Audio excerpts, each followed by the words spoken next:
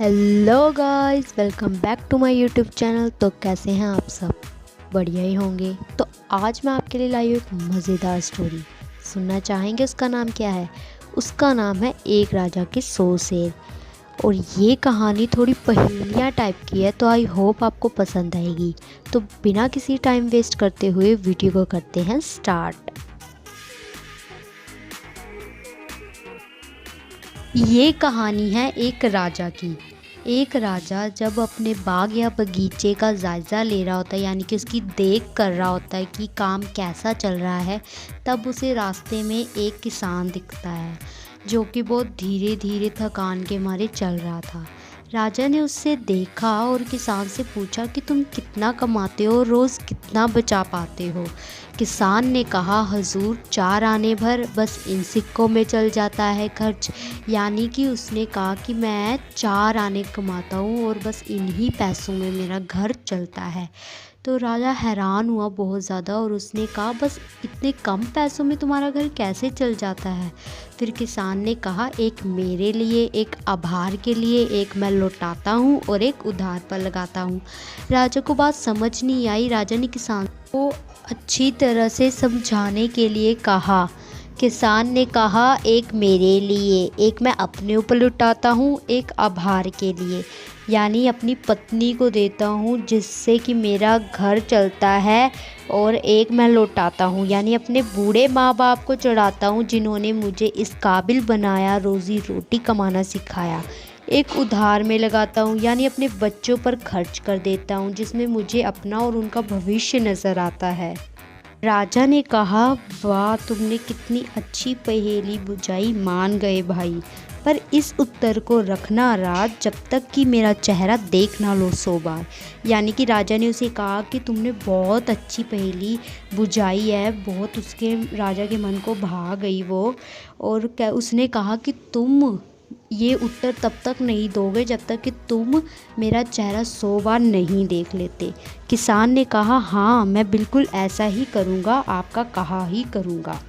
फिर उसी दिन शाम को राजा ने ये पहेली अपने दरबारियों के सामने रखी। पहेली सुनकर सबकी सिट्टी पिट्टी गुम हो गई। फिर राजा ने कहा, ये तो एक किसान का जवाब है और तुम्हारी बुद्धि तो नायाब है, यानी कि तुम्हारी बुद्धि तो किसान से कई ज़्यादा है। पर कोई भी दरबारी जवाब नहीं दे पाया।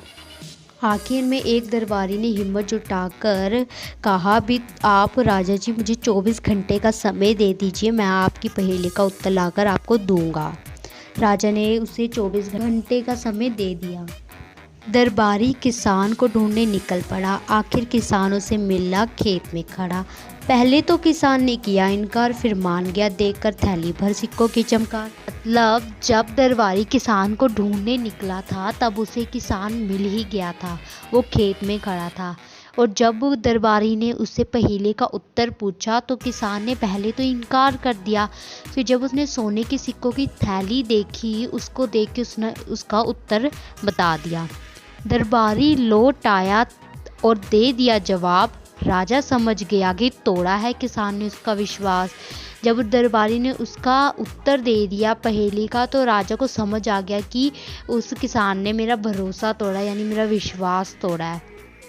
राजा ने किसान को बुलाया और भरोसा तोड़ने का कारण उगलवाया।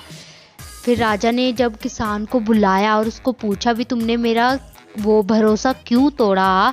राजा ने कहा, याद करो मैंने क्या कहा था, मेरा चेहरा 100 बार देखे बिना नहीं देना जवाब। क्या तुम भूल गए जनाब?